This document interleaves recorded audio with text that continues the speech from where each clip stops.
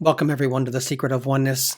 Tonight, the topic I'm going to talk about is called Living in the End, Living from the Identity.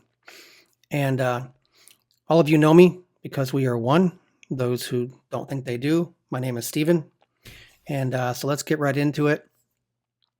I'm going to give you a verse or a snippet from Neville Goddard's book, The Law and the Promise. And you can look this up. This is an amazing story if you haven't read this.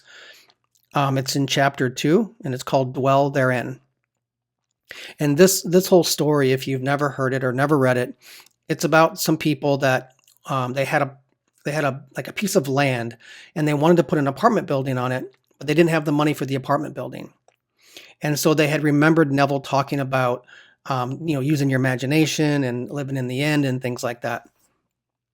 And it's kind of a long story in the book, but what ended up happening is they just started to imagine that there was an apartment building there, and all the apartments were rented, and they started having things happening. And it was very interesting because as these things are happening, I'm thinking to myself, oh, I would have done this or I would have done that.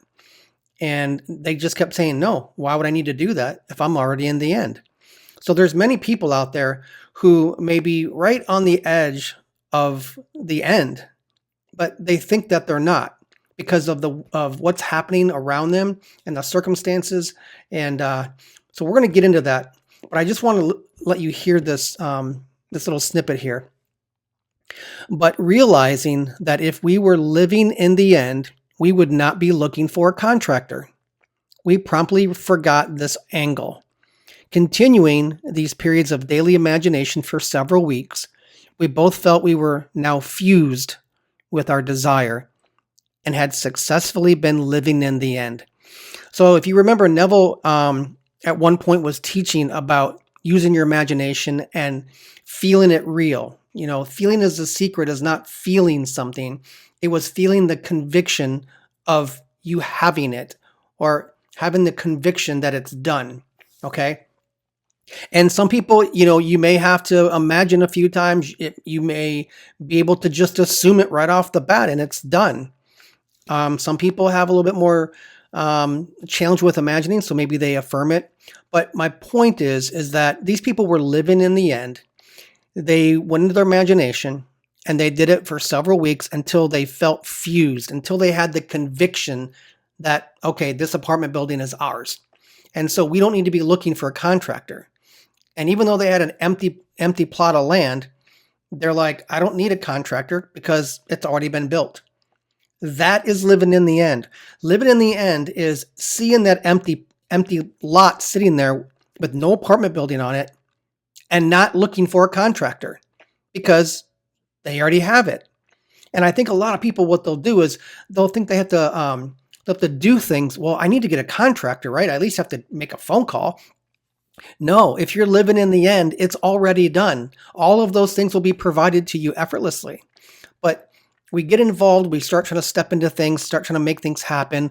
Well, I got to do this, or, if I'm trying to get my SP, well, I got to send them a text message and I got to wish them a happy birthday, or, I got to tell her that she left her something at my house.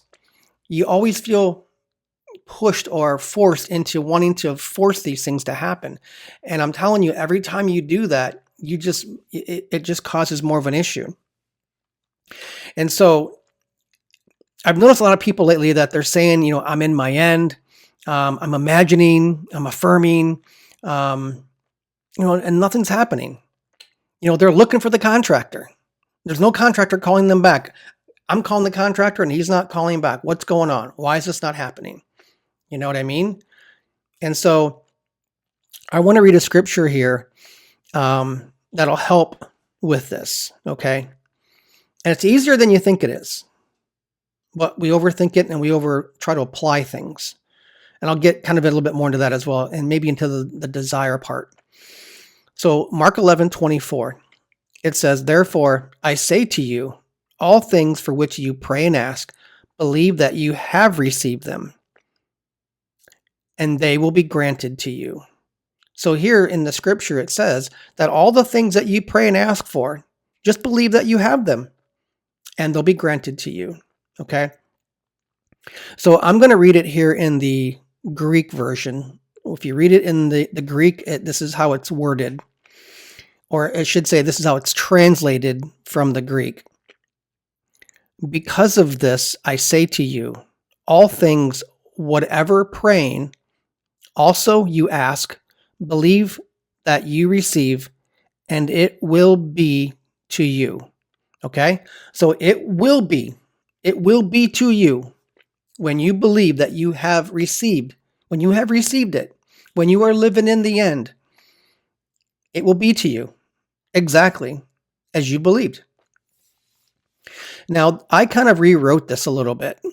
And the way that I wrote it, because I looked up each of the words in Greek, and I want to kind of expand on this a little bit because it makes a little bit more understandable when you read it and you take the Greek words out of it and you kind of put these things together. So it says here, the entire, every kind of, as many as much as you're observing face to face and demand of God, trust that it's confirmed for you to take as it now exists to you. That's how simple it is. The entire, every kind of, as many as, and as much as. That's a lot. And that is where it says, all things for which you pray and ask. All things. All things are the entire, every kind of, as many as, and as much as that you are observing face to face. That's prayer. When you observe it face to face within yourself, you're seeing the answer. What these people were doing is they were going within themselves and they were seeing that apartment building face to face with God because God is within you.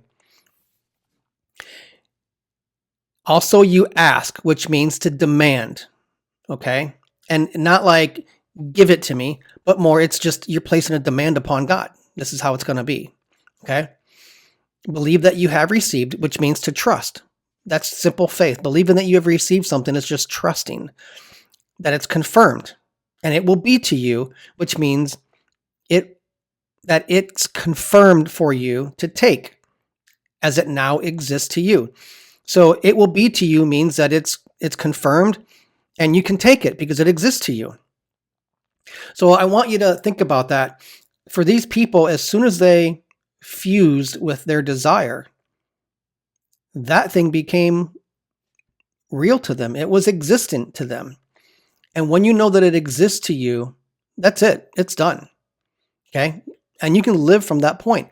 And so these people, if you read the story, again, it's in Neville Goddard's The Law and the Promise, in chapter 2, called Dwell Therein. It's a fascinating story about how many things have happened to them, and they just kept saying, no, it's already done. Nope, it's already done. I don't need to do that. I don't need to go get a loan from the bank. I don't need to do all that. The story just kept progressing. And at the very end, they literally had everything happen exactly how they had imagined it. So living in the end is living in the end. I can't say that more clear. We talk about living in the end. We hear it. We mention it.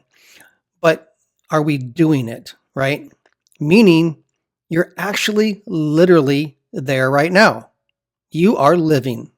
You're alive at the end result. Okay? It's not, okay, I am rich, or I am loved, or I'm in the most amazing relationship, or I'm living in the life of my dreams, or I'm on a vacation in Hawaii, and then thinking it will occur. Or it will occur if I imagine correctly, or if I affirm enough, or if I repeat it enough, or I tell the story enough, or maybe if I just ignore the 3D, maybe that'll do it. I'll just, imagine it and be like, okay, where's it at? It's going to happen. That's not living in the end. These people were living in the end. They didn't need to look for a contractor. They had no building. They had a pile of dirt. And they're like, I don't need to call a contractor. It's already done. It's already built. People are already living in it. That's living in the end. Okay. So you can't do that and to think it's going to happen at some point. So I have here that no, you are living in the end now. You're already there. Should I say that again? You are living in the end right now. You're already there. So assume it, experience it like these people did. Sit and experience that you're there. If you're sitting in your living room and you're on a vacation in Hawaii, then you should feel the sand under your feet. You should feel that. You should feel the sun on your face. You should be tasting that margarita or that pineapple drink. Whatever it may be, that should be your reality. That's where you are. And so I said, be the person that knows they are living in the end. Again, living means to put yourself there, means to experience it, means that is your reality. Not sitting on the couch. The couch is not your reality. It's sitting in that chair on the beach. And here's what I'm not saying. I'm not saying to pretend to be there. I'm not saying to ignore all the other conditions. I'm saying to be indifferent to any of those conditions. Don't allow those conditions to tell you who you are or where you are or what you have. You have to live from the end. These people were living from the perspective that I have an apartment building and it's all rented out and we're making money. They had the knowing. They were fused. And I like how that's worded in Neville's book, because they were fused with it. They were one. It existed to them. They weren't hoping it was going to exist, or they weren't looking for it to exist, or they weren't hoping or trying to be or trying to imagine, right? They weren't looking for it. They weren't looking for signs. How many of you look for signs? They weren't looking for signs. They said, we have the apartment building. It's already rented. It's full. We have no more rooms, right? So I want to touch on something else really quick too, because when you have a desire for something, what people don't understand is they think now that I have the desire, I have to affirm it. I have to tell a new story. I have to do all of these things to make it come, to make it happen, to make it exist. The minute that you have the desire, as soon as you have the desire, that now exists to you. Because remember, the desire comes from within you, and within you is reality. Okay? Within you is the reality. So the split second that you have the desire for something, if you have a desire, let's say to have a Ferrari or to go to Hawaii on vacation, whatever the case may be, as soon as you have that desire, it's done. Now you just have to go, oh my gosh, thank you. I'm so grateful that I have a Ferrari. That's so awesome. I've always wanted one. I'm so grateful. I'm so thankful for that. I have a Ferrari. And then just accept it. Know that you have it. And move on with your life. Go to work. Go to the grocery store. Watch TV. Play a video game. Whatever it may be. You don't have to sit there and say, I have a Ferrari. I have a Ferrari. I have a Ferrari. The Ferrari's in my driveway. The Ferrari's in my driveway. I got to imagine. I got to think about it. You can just assume, oh, that's right. I do have that.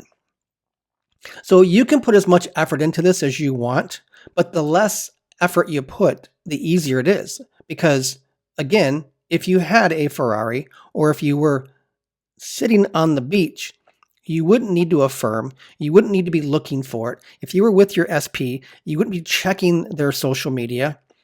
You would be with them. So the whole conviction, the feeling is the conviction. Feeling is the secret.